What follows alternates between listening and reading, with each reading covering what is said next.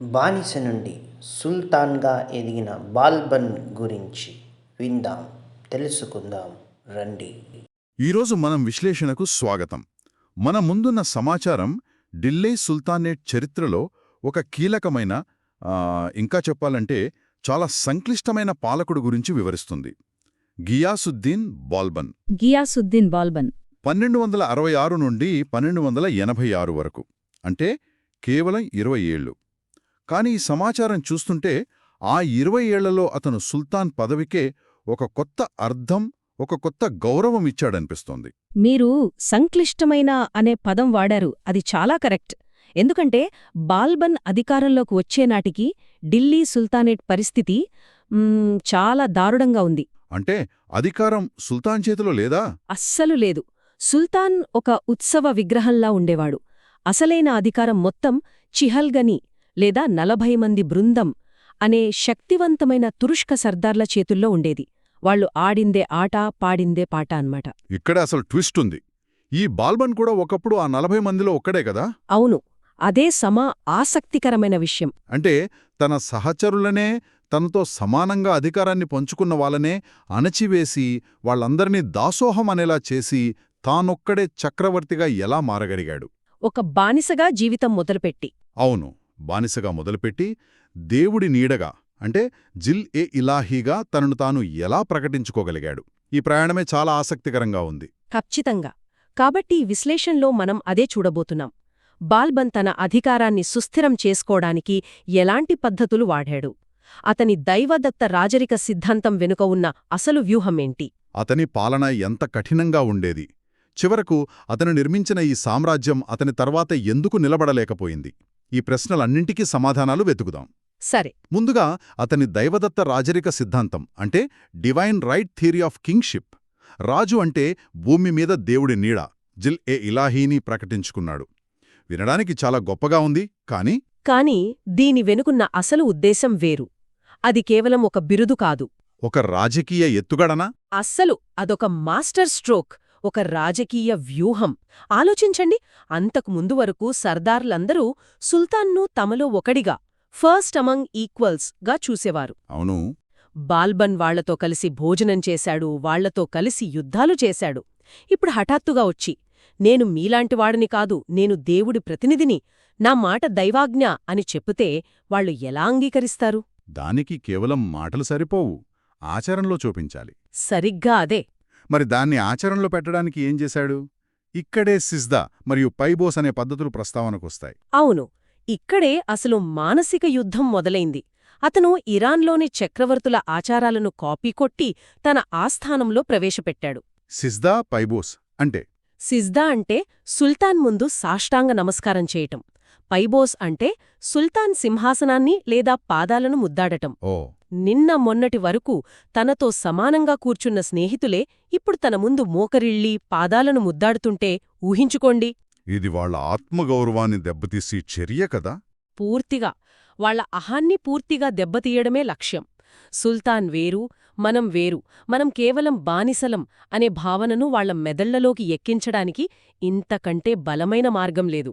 ఇది ఒక రకమైన పొలిటికల్ థియేటర్ లాగా అనిపిస్తోంది. అంటే ఆస్థానంలో ఒక నాటకాన్ని రక్తి కట్టించి దాని ద్వారా తన ఆధిపత్యాన్ని నిరూపించుకున్నాడు. నిజమే.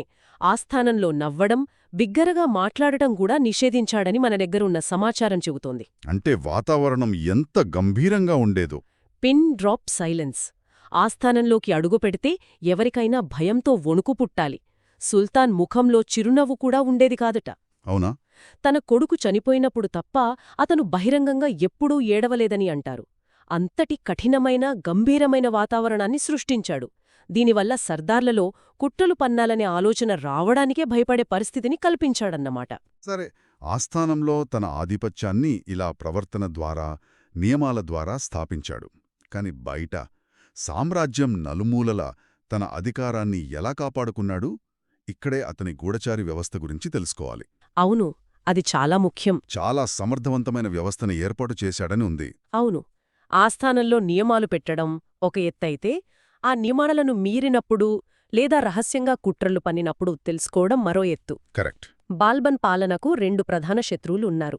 ఒకటి అంతర్గతంగా ఉన్న సర్దార్లు, 2 బయట నుండి, ముఖ్యంగా వాయువ్య సరిహద్దుల నుండి నిరంతరం దాడులు చేస్తున్న మంగోలులు. ఈ రెండింటిని ఎదుర్కోవడానికి సమాచారం అనేది అత్యంత కీలకమైన ఆయుధం కదా. ఖచ్చితంగా. అందుకే గూఢచారులను నియమించాడు. వీళ్ళెలా పనిచేసేవారు? అతను సామ్రాజ్యం యొక్క ప్రతి మూలకు బరీద్ అనే గూఢచారులను పంపాడు. వీళ్ల ప్రత్యేకతేంటంటే వీరు స్థానిక గవర్నర్లకు గాని సైన్యాధికారులకు గాని జవాబుదారీ కాదు. అంటే నేరుగా సుల్తాన్కే రిపోర్ట్ చేసేవారా? కేవలం సుల్తాన్కు మాత్రమే. అంటే ఒక ప్రావిన్స్లోని గవర్నర్ ఏం చేస్తున్నాడు, అతని అధికారులు ఏం మాట్లాడుకుంటున్నారు, ప్రజల మూడ్ ఎలా ఉంది, ఇలా ప్రతి చిన్న విషయాన్ని సుల్తాన్ తన గదిలో కూర్చునే తెలుసుకోగలిగేవాడు. దీనివల్ల అధికారులు, సర్దార్లు నిరంతరం ఒక భయంలో ఉంటారు. మనం చేసే ప్రతి పని సుల్తాన్కు తెలిసిపోతుంది అనే భయం వాళ్లను తప్పు చేయకుండా ఆపుతుంది. సరిగ్గా అదే జరిగింది. అంటే ఇంటెలిజెన్స్ నెట్వర్క్ పటిష్టంగా ఉంది. ఒకవేళ ఎవరైనా తిరుగుబాటుకు ప్రయత్నిస్తే లేదా కుట్ర పన్నితే వాళ్లను ఎలా ఎదుర్కొన్నాడు? ఇక్కడే అతని ప్రసిద్ధ రక్తం మరియు ఇనుము విధానం అమల్లోకొస్తుంది. Blood and iron policy. ఆ పేరు వినడానికే చాలా భయంకరంగా ఉంది. పేరుకు తగ్గట్టే ఈ విధానం కూడా చాలా క్రూరంగా, నిర్దాక్షిణ్యంగా ఉండేది. బాల్బన్ దృష్టిలో రాజ్యానికి ద్రోహం చేసిన వారికి క్షమ అనేది లేదు. శాంతి చర్చలు, రాయబారాలు వంటి వాటికి తావులేదు. కేవలం సైనిక చర్యనా? శక్తితో పూర్తి అణచివేత. తిరుగుబాటుదారులను పట్టుకుని వారిని బహిరంగంగా ఉరితీయడం, ఏనుగుల కాళ్ల కింద తొక్కించడం, వారి కుటుంబ సభ్యులను బానిసలుగా అమ్మేయడం వంటివి చేసేవాడు. దీని ఉద్దేశం ఒక్కటే. చూసేవాళ్లకు భయంతో వణుకు పుట్టాలి. భవిష్యత్తులో ఎవరూ అలాంటి సాహసం చేయకూడదు అని ఒక బలమైన సందేశం పంపడం. ఇది రాజ్యంలో శాంతి భద్రతలను నెలకొల్పడానికి ఖచ్చితంగా ఉపయోగపడి ఉంటుంది. కానీ ఇంత కఠినంగా, క్రూరంగా ఉండే పాలకుడు న్యాయం విషయంలో ఎలా ఉండేవాడు? ఇది చాలా ఆసక్తికరమైన పాయింట్. అవును, ఇక్కడే మన సమాచారంలో ఒక ఆశ్చర్యకరమైన విషయం ఉంది. అతను న్యాయ గంటను ఏర్పాటు చేశాడట. సామాన్య ప్రజలు కూడా నేరుగా సుల్తాన్కు ఫిర్యాదు చేసే అవకాశం కల్పించాడు. ఇది అతని స్వభావానికి పూర్తి విరుద్ధంగా అనిపిస్తుంది. పైకి చూస్తే అలాగే అనిపిస్తుంది. ఇది నిజంగా న్యాయం చేయడానికా లేక ఏదైనా రాజకీయ ఎత్తుగడనా? ఇది అతనిలోని వ్యూహకర్తను చూపిస్తుంది. పైకి చూస్తే ఇదొక వైరుధ్యంలా అనిపించుతుంది, కానీ లోతుగా ఆలోచిస్తే ఇది ఒక అద్భుతమైన రాజకీయ ఎత్తుగడ. ఎలా? అతను సర్దార్ల పట్ల, అధికారుల పట్ల ఎంత కఠినంగా ఉండేవాడో సామాన్య ప్రజల పట్ల అంత న్యాయంగా ఉండేవాడు. న్యాయం విషయంలో అతను బంధుప్రీతి చూపించేవాడు కాదు. తప్పు చేస్తే తన స్వంత బంధువులనైనా అత్యున్నత అధికారులనైనా బహిరంగంగా కొరడాలతో కొట్టించి శిక్షించేవాడు. అంటే సామాన్య ప్రజల దృష్టిలో తానొక న్యాయమూర్తిగా, రక్షకుడిగా కనిపించాలనుకున్నాడు. దీనివల్ల అతనికేం లాభం? చాలా పెద్ద లాభం ఉంది. దీనివల్ల 2 ప్రయోజనాలున్నాయి. ఒకటి, ప్రజల మద్దతు సంపాదించడం. ప్రజలకు మాకు అన్యాయం జరిగితే మమ్మల్ని కాపాడడానికి సుల్తాన్ ఉన్నాడు అనే ధైర్యం వస్తుంది. ఇది పాలకుడిపై విధేయతను పెంచుతుంది. అవును. ఇక రెండవ, ఇంకా ముఖ్యమైన ప్రయోజనం, శక్తివంతమైన సర్దార్లను, గవర్నర్లను ఏకాకులను చేయడం. ప్రజల మద్దతు సుల్తాన్కున్నప్పుడు సర్దార్లు అతనికి వ్యతిరేకంగా తిరుగుబాటు చేయడానికి భయపడతారు. అంటే ఆ న్యాయగంట అనేది కేవలం న్యాయమందించే సాధనం మాత్రమే కాదు, అది సర్దార్ల అధికారాన్ని అదుపులో పెట్టే ఒక రాజనీతి ఆయుధం కూడా అన్నమాట. ఖచ్చితంగా. చాలా తెలివైన ఎత్తుగడ. సరే, అంతర్గతంగా రాజ్యాన్ని ఇలా పటిష్టం చేసుకున్నాడు. మరి బయటి శత్రువులైన మంగోలుల సంగతేంటి? వాళ్ల దాడులను ఎదుర్కోవడానికి సైన్యంలో ఏమైనా సంస్కరణలు చేశాడా? మంగోలుల ముప్పును బాల్బన్ చాలా సీరియస్గా తీసుకున్నాడు. నిజానికి అతని పాలనా కాలంలో కొత్త రాజ్యాలను జయించడం కంటే ఉన్న రాజ్యాన్ని కాపాడుకోవడంపైనే ఎక్కువ దృష్టి పెట్టాడు. దీనికోసం సైన్యంలో 2 కీలకమైన సంస్కరణలు చేశాడు. మొదటిది సైనిక శాఖను, అంటే దివాన్-ఈ-ఆర్జ్ను, ఆర్థిక శాఖ దివాన్-ఈ-వజారత్ నుండి పూర్తిగా వేరుచేశాడు. దానివల్ల ఏం మారింది? 2 ప్రభుత్వ శాఖలే కదా. చాలా పెద్ద మార్పు వచ్చింది. అంతకు ముందు సైన్యానికి జీతాలు ఇవ్వాలన్నా, కొత్త ఆయుధాలు కొనాలన్నా ఫైల్ ఆర్థిక శాఖ గుండా వెళ్ళాలి. దీనివల్ల విపరీతమైన జాప్యం, అవినీతి జరిగేవి. రెట్టేప్. అవును. సైనిక శాఖను వేరుచేసి దానికి తన నమ్మకస్తుడైన ఇమాద్-ఉల్-ముల్క్ను అధిపతిగా నియమించడం ద్వారా సైన్యానికి సంబంధించిన నిర్ణయాలు వేగంగా, సమర్థవంతంగా జరిగాయి.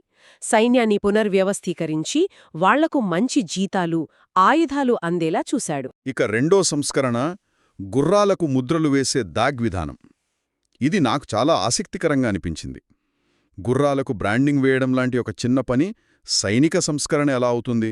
అది చిన్న పనే, కాని దాని ప్రభావం చాలా పెద్దది. ఆ రోజుల్లో పెద్ద అవినీతి జరిగేది.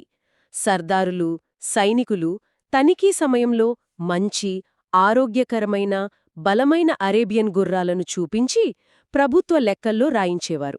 ఓకే. కాని యుద్ధమొచ్చినప్పుడు ఆ మంచి గుర్రాలను తమ దగ్గరే ఉంచుకొని వాటి స్థానంలో బలహీనమైన, పనికిరాని గుర్రాలను పంపేవారు. దీనివల్ల సైన్యం యుద్ధాల్లో ఓడిపోయేది. ఇది చాలా పెద్ద మోసం. ఈ మోసాన్ని అరికట్టడానికే బాల్బన్ దాగ్ పద్ధతిని ప్రవేశపెట్టాడు. ప్రభుత్వ గుర్రానికి ఒక ప్రత్యేకమైన ముద్ర వేసేవారు.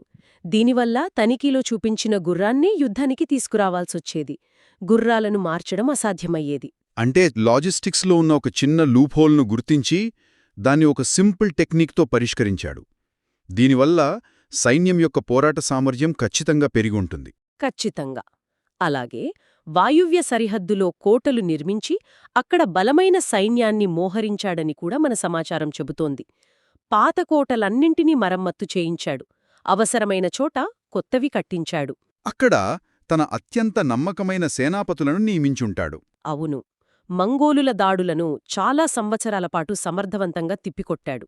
అయితే ఈ ప్రయత్నంలో అతను వ్యక్తిగతంగా చాలా పెద్ద మూల్యం చెల్లించుకున్నాడు. 1285లో మంగోళ్లతో జరిగిన ఒక భీకర యుద్ధంలో అతని పెద్ద కుమారుడు యువరాజు మహ్మద్ చనిపోయాడు. అతనంటే బాల్బన్కు ప్రాణం అని అంటారు. అది బాల్బన్ జీవితాన్ని కుదిపేసిన సంఘటన. మహమ్మద్ కేవలం అతని కొడుకే కాదు, అతని వారసుడు, చాలా సమర్థుడైన యోధుడు, పాలకుడు. బాల్బన్ తర్వాత సుల్తానేట్ను నడిపించగల సత్తా ఉన్నవాడు. అవును, అలాంటి కొడుకు మరణవార్త విని అప్పటికే వృద్ధాప్యంలో ఉన్న బాల్బన్ పూర్తిగా కుంగిపోయాడు. ఆ దుఃఖం నుండి అతను కోలుకోలేకపోయాడు. సరిగ్గా 1 సంవత్సరం తర్వాత 1286లో బాల్బన్ కూడా మరణించాడు. తనను ఒకచోట చేర్చి చూస్తే బాల్బన్ ఒకవైపు చాలా క్రూరమైన నియంతలాంటి పాలకుడు. రక్తం మరియు ఇనుము విధానం, సిజ్దా, పైబోస్ వంటివి అతనిలోని కఠినత్వాన్ని చూపిస్తాయి. అవును.